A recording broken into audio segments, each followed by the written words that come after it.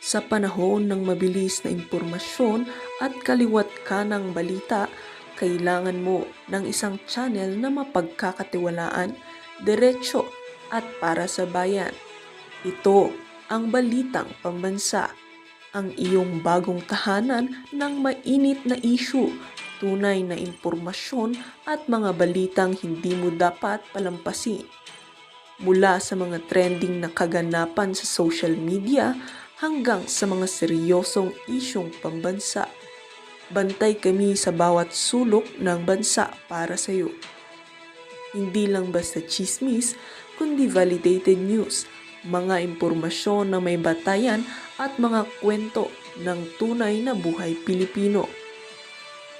At kung gusto mong laging nauuna sa kaalaman, huwag kalimutang mag-like, mag-share at higit sa lahat, mag-subscribe. Dahil sa Balitang Pambansa, balita mo, boses mo, bayan natin ito.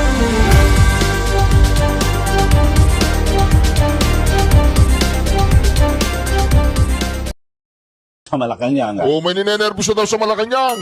Kaya pala kahit si Magalong nandoon sa pag-inspeksyon ng rock netting dyan sa may Davao. Hindi talaga ako makapaniwala kay Magalonglong no? Si Magalonglong. Si Magalonglong ay parang sinabi ko na sa inyo noon pa, kayong mga Duterte supporters. Kayong mga DDS, sinabi ko na sa inyo, si Magalonglong, iba yung takbo ng utak niyan.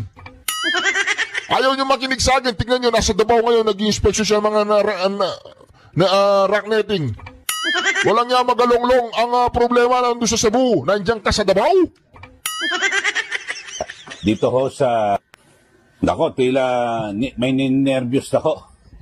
Diyan po sa Malacanang. Oh, may ninenervous na daw sa Malacanang. Sino ninenervous dyan? Yung 3 araw na rally ng INC. Yan, ako po.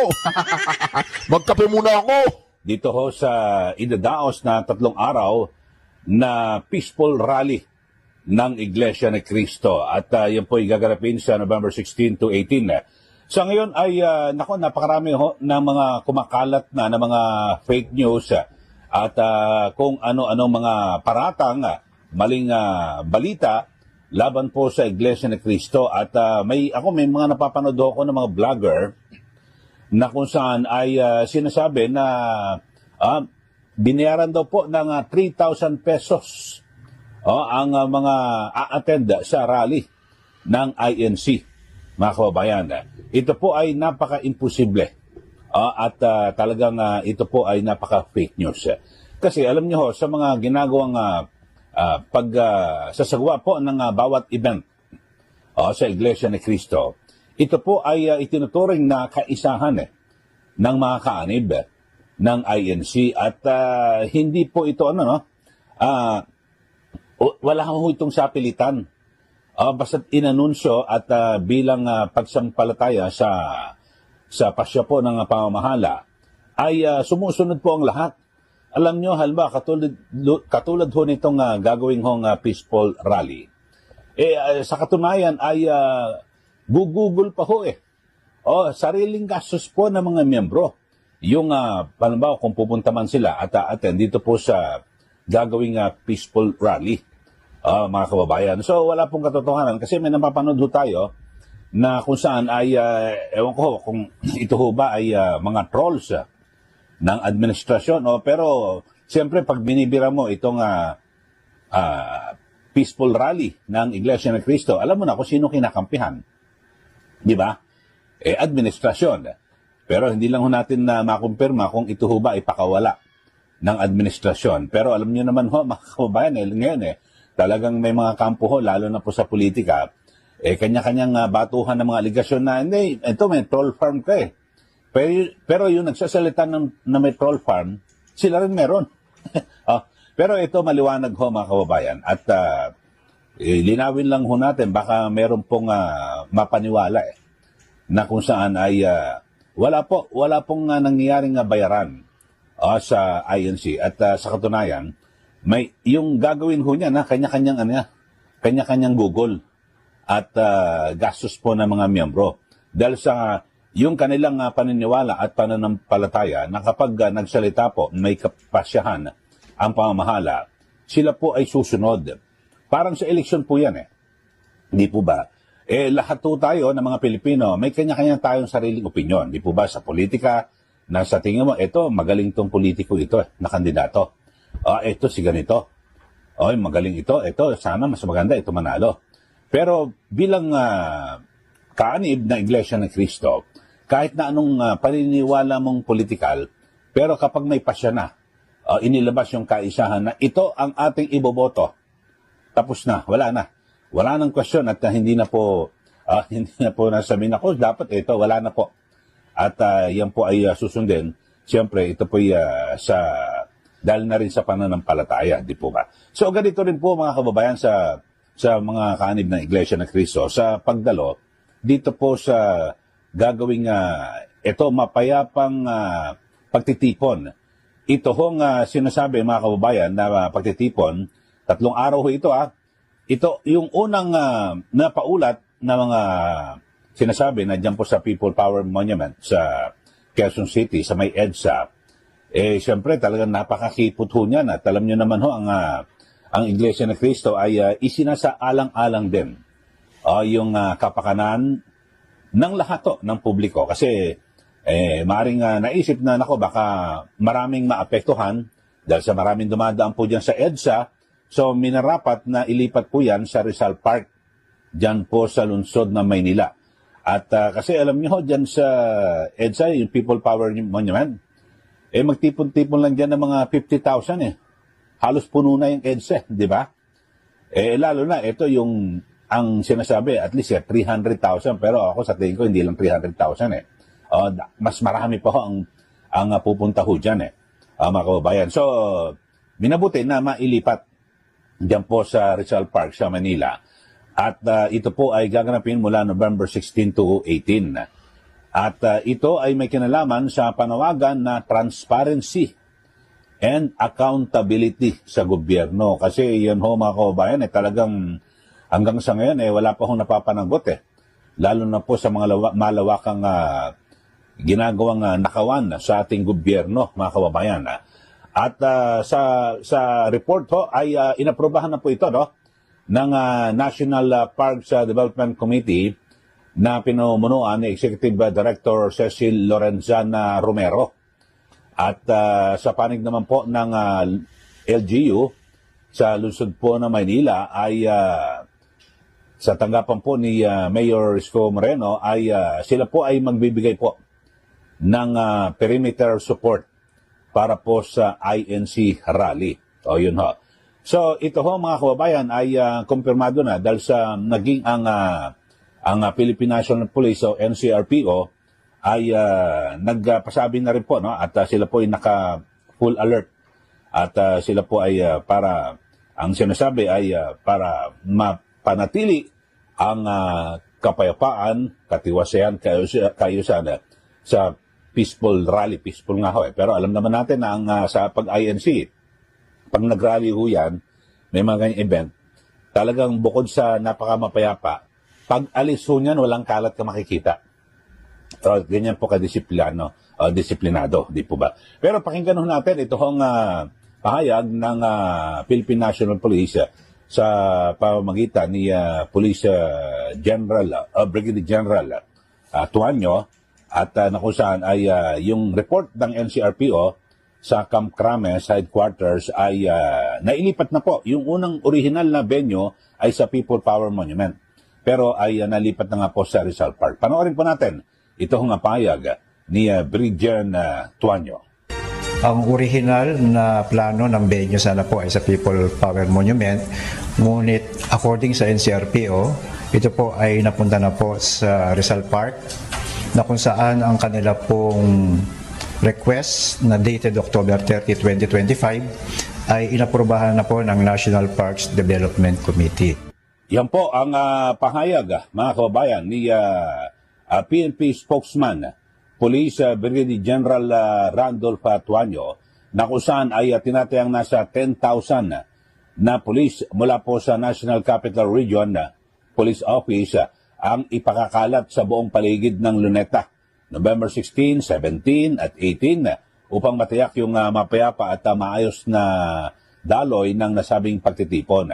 At bilang bahagi ng seguridad ay itataas din ng NCRPO ang alert status habang nakabantay sa anumang posibleng pagbabago sa sitwasyon sa mga susunod na araw. So yun po, ang sabi ay report ay tinatayang nasa 300,000 katao ang inaasang dadalo sa naturang rally kada araw. O yun ho, mga kababayan. At well, yun ho, yung PNP nakaredy na po at ang Manila LGU ay nakaredy na po. So yun po, mga kababayan, ang idadaos na peaceful rally para po sa transparency at accountability na ngayon po ay hindi pa rin ho, no? Nakikita natin at inaabangan natin. At ngayon may mga aligasyon ng mga tila pagmamaneobra, may gustong mai-absuelto o na wag maparusahan yung ganitong malaking tao. So ganun ho, mga kababayan. Pero ulitin ko lang ho, sa mga nagpapakalat ho, yung mga vlogger ho, nako ba't pag tigday ho, mga kababayan, yung kanilang mga sinasabi na di umano yung bayaran. Tapos didikit pa na kung saan ay kasama rin daw po rito yung KOJC at JIL. So magsasanib pwersa para raw mapatalsik si Pangulong Marcos Jr. Wala pong ganung layunin na mapatalsik at ito po napakalayo ho dito po sa usapin ng destabilization. Kasi ito po ay yung peaceful rally. Ito po ay paghahayag po ng saloobin ng isang mamayan na ginagarantihan po ng ating saligang batas, di po ba? At yun, sumunod po sa sa mga panuntunan, humingi po ng permit sa national parks, di po ba? So, makipag-ugnayan din sa LGU, PNP, so lahat po ay sinusunod. At syempre, base po na rin sa itinatadhana ng ating saligang batas, mga kababayan, yung kalayaan sa pamahayan. So, yun lang ho. At masasabi ko lang sa ating mga kababayan, wag ko kayong maniwala sa mga nagpapakalat ng fake news na bayaran yung mga dadalo sa INC rally dahil sa napakalayo po sa katotohanan yan. At yung mismong mga dadalo po sa rally, yung kanilang mga pagkain, sa transportasyon o kung ano man, sila po ang gugugol.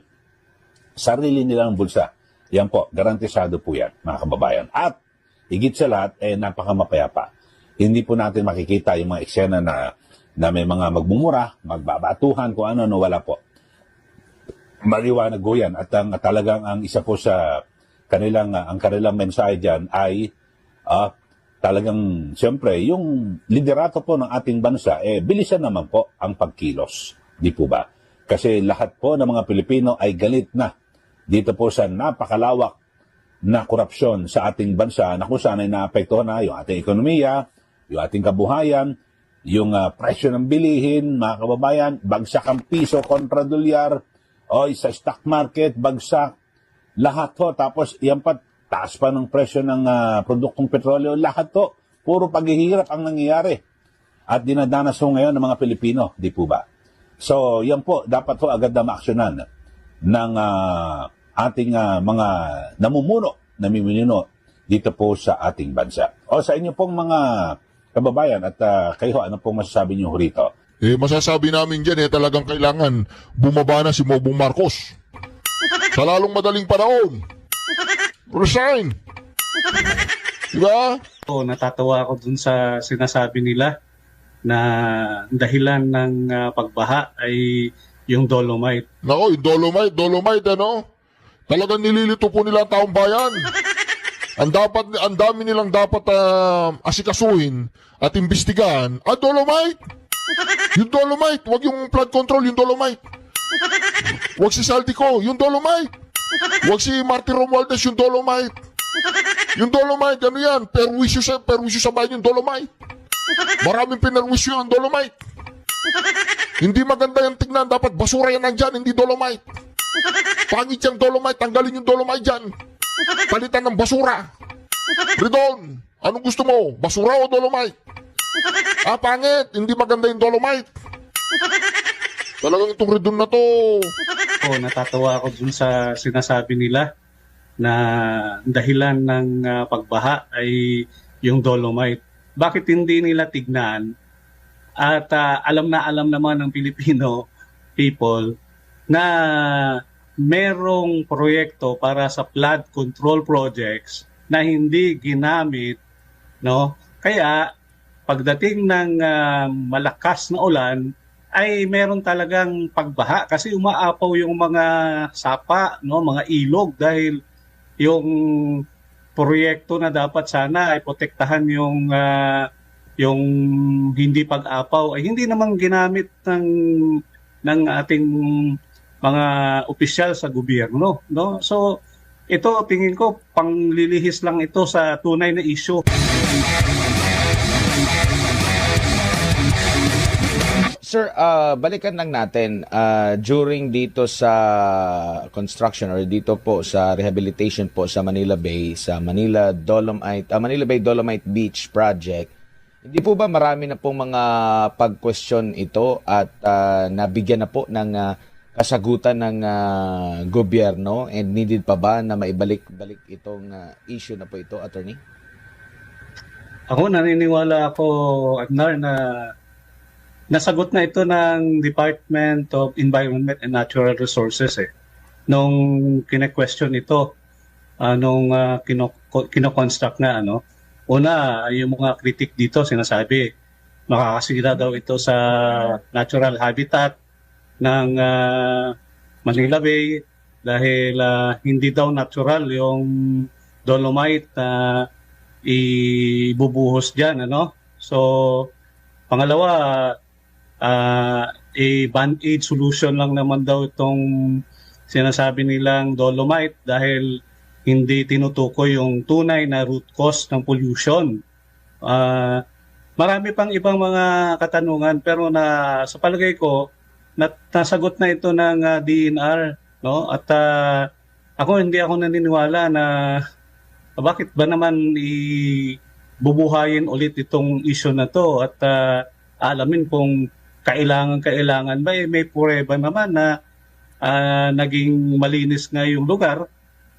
Yung itong dolomite na project ay isang clean up project ng DENR at ng gobyerno para linisin nga yung parte ng Manila Bay na kung noon puro basura yung nakikita natin. Ngayon ay nagiging isang tourist spot pa, di ba?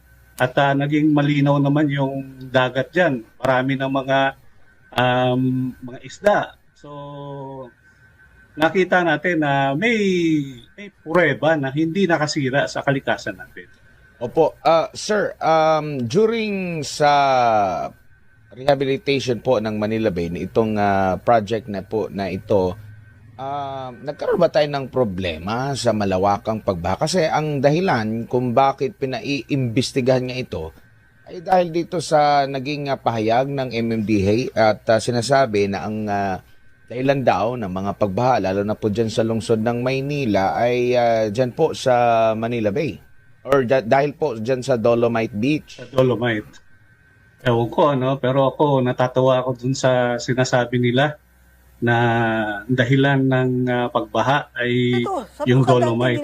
Bakit hindi nila tignan? Kasi under oath yan. At alam naman ng Filipino people na si Sen. Andy pa lang merong proyekto. nagpapanotarize Kinontra na ho pala nitong si Congressman Mike Defensor Talagang si Sen. Good faith, nagpunta Sergeant Gutesa, I was not with him, no one was with him, pero nandyan yan. So siya Pero- talaga nagpunta mag-isa? Yes. And Yes. exactly where, sir?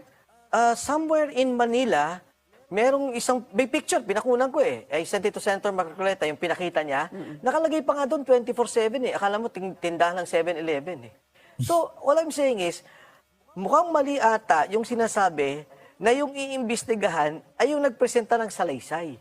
Kung sino pa yung nagsalita, siya pa yung iimbestigahan. Nako. Sino kayo yung magsasalita tungkol sa flood control? Meron kang 19 na katao na sundalo na pwede magbigay sa iyo ng detalye kung paano dinideliver ang pera. Matatakot na lahat yan. Yung pala lahat ngayon, pwede lang imbestigahan. Because again, for the sake of the judge, wala na yun Na-cure na yung oath niya when he went to the Senate. So it's not so why would he fake it?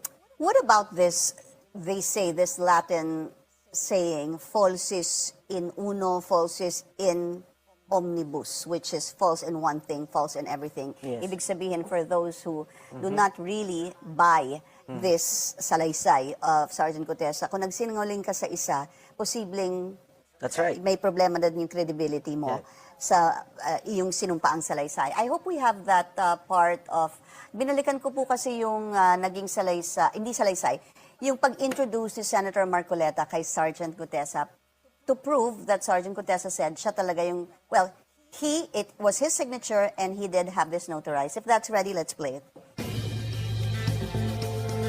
Galing no? Mr. Gutesa, kanina nga ako'y nagpapaliwanag para ipakilala kita. Narinig mo yung aking sinabi? Yes, Your Pwede mo Honor. bang i-confirm na kung ano yung sinabi ko ay yung nangyari kahapon? I confirm, Your Honor. Salamat po.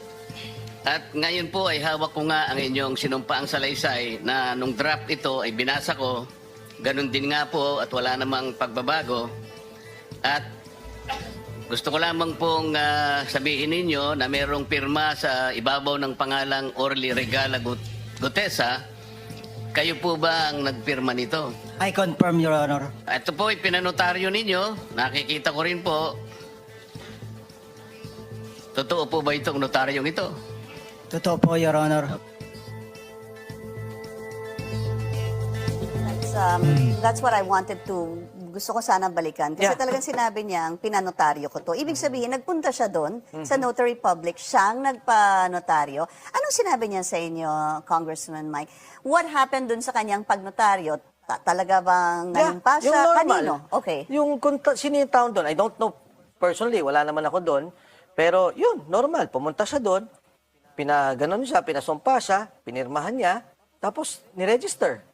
And alam mo, Pinky, di ba, nagbenta ka ng kotse or nagbenta ka ng bahay. Di ba, Yan. papanotaryo natin. Hindi naman natin alam na doon eh. Di ba, kung minsan nga, hindi mo na nga pumupunta sa notaryo, pinapadala mo na lang doon, ipapanotarize mo.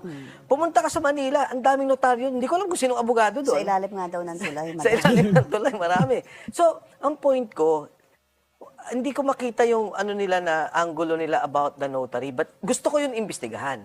Kasi for me, okay, Pinky, just to Well, go there back. is point. There is really basis to look into this because if the judge was saying that it's not, hindi niya signature yon, then somebody else, number one, sir, somebody Pressured? signed on behalf of the judge.